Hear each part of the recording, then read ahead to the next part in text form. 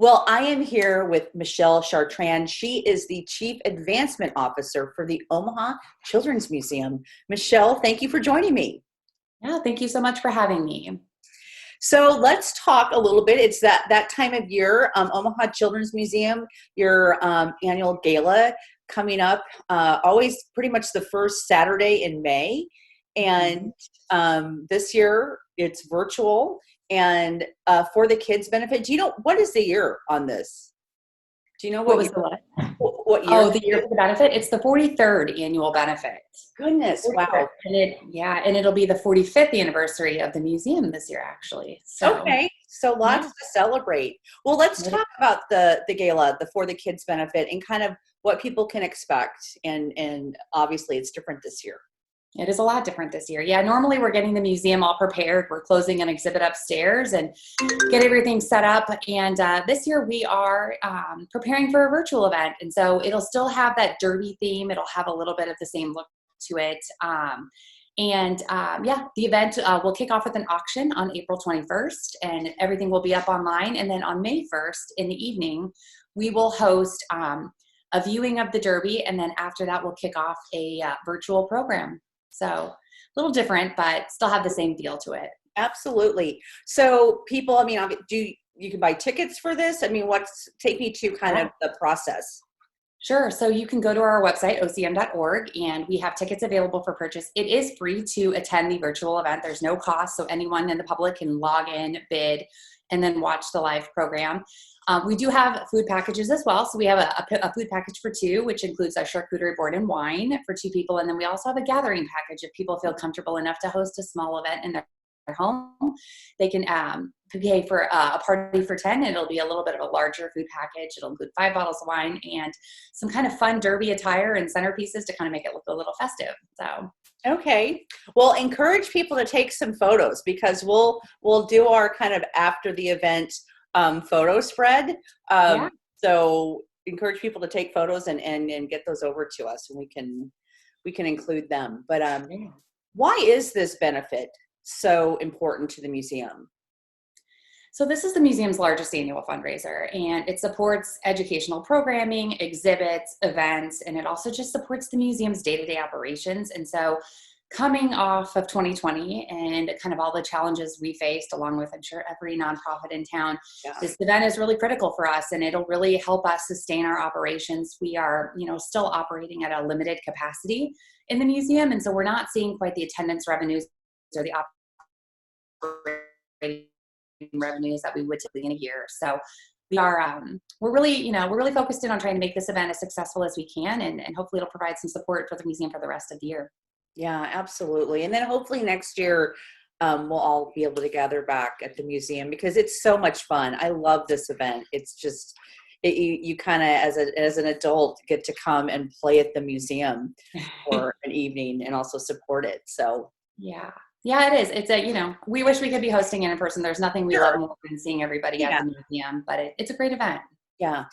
Well, let's talk a little bit about kind of the exhibits happening at the museum and what's going on right now. Yeah, so we will be opening up our summer exhibit, Game On. It's going to open on May 29th. We'll do kind of the usual summer opening that we have.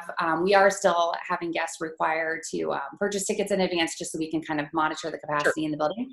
But we'll have Game On opening on May 29th. We also have our Fairy Tale Land exhibit that'll be open all summer long, and there will be our princesses will make their appearance in the summer. So you'll be able to come in, see the Fairy Tale Land exhibit, but also get to meet the princesses, which is always very popular for the guests. So Okay. yeah, so it should be fun. Yeah.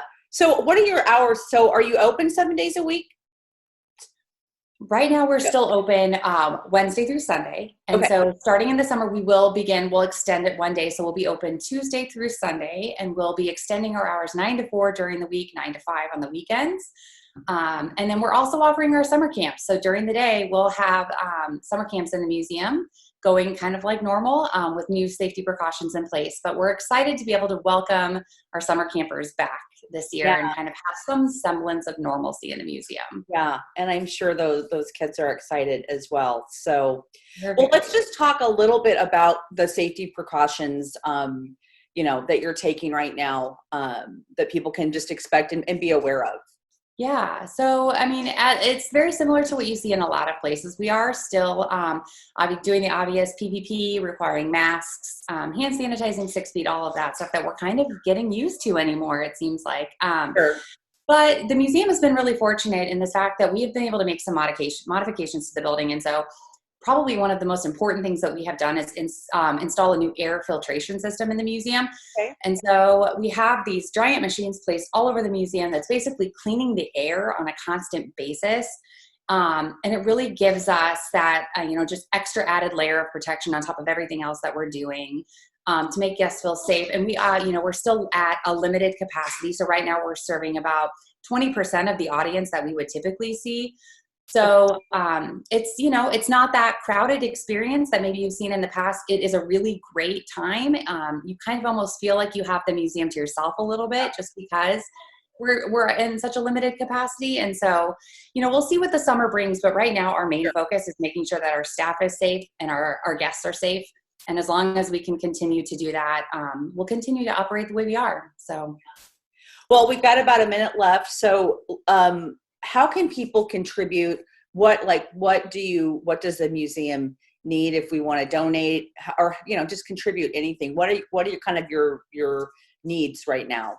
yeah, I think the biggest thing that we could do is just encourage your friends. If you visited the museum and you've had a great experience, encourage them to come. And I know as life kind of gets back to normal, it's kind of weird to get back into those ways, but we love seeing the families in the museum. We encourage people to visit the museum, to purchase the memberships. Annual memberships are a big source of support for the museum. And if you have the means, I know it's a challenging year for everyone, but we always appreciate donations from the community. Financial contributions are really kind of the lifeblood that keep this place operational. And so yeah, any of those would be great ways to support. Okay. Well, the Omaha Children's Museum, such a contribution to our community. Not all communities have, children's museums. So it really, in 45 years, wow, that's amazing. Yeah. Well, thank you, Michelle, so much for joining me today. And I will see you virtually. I'm going to make sure I register and attend the event. So thanks so much. Yeah. Thank you for having me, Andy. It's great to see you. And it was nice to talk to you. So. Yeah, you too. And folks, All right. we'll be right back.